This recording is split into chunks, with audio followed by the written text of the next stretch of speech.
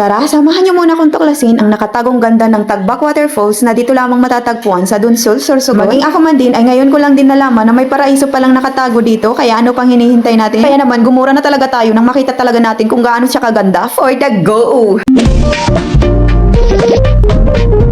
So, hello guys! This is it! Ito yung unang gala natin ngayong taon. Actually, wala din talaga to sa plano since nakita lang din namin dito sa Facebook. Kumbaga, ay plano lang, hindi alam kung kailan makukulayan. Kaya lang, naku-curious ang lola mo, kaya ko nga ay talagang puntahan natin kung talaga bang may waterfalls dito sa Dunsol. So, alam nyo kasi guys, pag sinabi nating Dunsol, ang unang maiisip talaga natin is puros mga dagat. Maging din sa amin ay napapaligiran din kami ng mga dagat. Kaya naman, napapa-question mark talaga kami na may waterfalls pala dito. Simula kasi nung naging fetus ako at gumurang na, ay ngayon ko lang din talaga ito natuklas. So from sentro ng Donsol, babaybayin nyo siya ng, kung hindi ako nagkakamali, is mga 20 or 21 kilometers, ganyan. Dire-diretsuhin nyo lang siya ha, as in, huwag kayong liliko. Kasi may mga signage naman na mababasa kayo, kaya matutuntun nyo rin naman talaga to. So after may makita kayong signage na welcome to Tagbak Elementary School, ay doon pa lang kayo kakaliwa. Siyempre, mas maganda pa rin na kung hindi kayo familiar talaga sa isang lugar, ay magtanong-tanong kayo. Dito pala sa part na to, ang kaya lang talaga pumasok or makadaan is talagang mga single lang, mga motor lang ba. Pero kung may mga four wheels kayo, ay pwede nyo rin naman iwan doon sa katabi ng kalsada, since nga mababait naman ang mga tao doon, ay pwede nyo na rin silang pakiusapan. At pwede nyo na rin din lakarin since malapit na rin naman talaga yung falls dito. At isa pa ay talaga napakatarik ng daan. Lalo na nga nakagaya sa amin na may dala pang baby, so siyempre mas maganda pa rin na safety first. So pag pumunta pala kayo dito, wala pala tong entrance fee as in walang entrance fee, walang cottage din dito. Kaya kumbaga ay kung saan nyo na iibigan na pumesto, ay pwede na kayo doon. Mas maganda na lang siguro na magdala kayo ng tent or pansapin, kaya napaka-perfect talaga mag-picnic dito. So pakarating talaga namin dito ay talagang mapapawaw ka na lang talaga sa ganda. As in, akala mo talaga ay para kang nasa ibang dimension ng mundo. Alam mo yung feeling na ang lakas maka-stress relief kasi mapapakinggan mo talaga yung mga umaawit na ibon, yung mga lagas-las lang ng mga tubig. Napakatahimik niya lang since hindi pa masyadong kilala yung area na to. Kaya naman pagpunta namin dito is wala pa masyadong tao. Kaya kumbaga inasuluhan namin today. Tapos wala pa masyadong bahay. Kaya kumbaga makikita nyo yung tubig na napakalinis talaga. Minsan no, mapapaamis ka na lang talaga ng likha ng nasa taas. Kaya ang kaganda talaga ng lugar. Ang kailangan mo lang talagang gawin is tuklasin mo lang talaga siya. So mas mainam pa rin na pumunta kayo dito is grupo kasi katulad ng kasasabi ko pa lang kanina na wala masyadong tao at malalayo din yung mga bahay. Mas maganda pa rin yung nag-iingat lalo na kung hindi talaga kayo familiar sa lugar. Pero pag nakita nyo talaga to as in, mapapawaw talaga kayo sa ganda. Yung view talagang mai-enjoy mo siya pero yung tubig hindi ko alam. Pero since siguro ko panahon ng taglamig ngayon, parang ang daming yelong nilagay doon. Kaya kumbaga hindi namin masyadong na-enjoy yung tubig kasi sobrang lamig. Or dahil na rin siguro sa environment, dahil nga puros kakahuyan, kaya siguro malamig. Pero mas maganda siguro pumunta kayo dito is mga summer, ganyan. Dito palang part, banda sa likod ng falls na napakalinis at napakababaw lang din ng tubig. So kung may mga kasama kayong Junakis, ay pwedeng-pwede nyo na rin sila ditong paliguin. Hanggang tuhod or baywang lang ang lalim niyan kasi may mga part talaga dito sa ilog or falls na talagang malalalim. What if,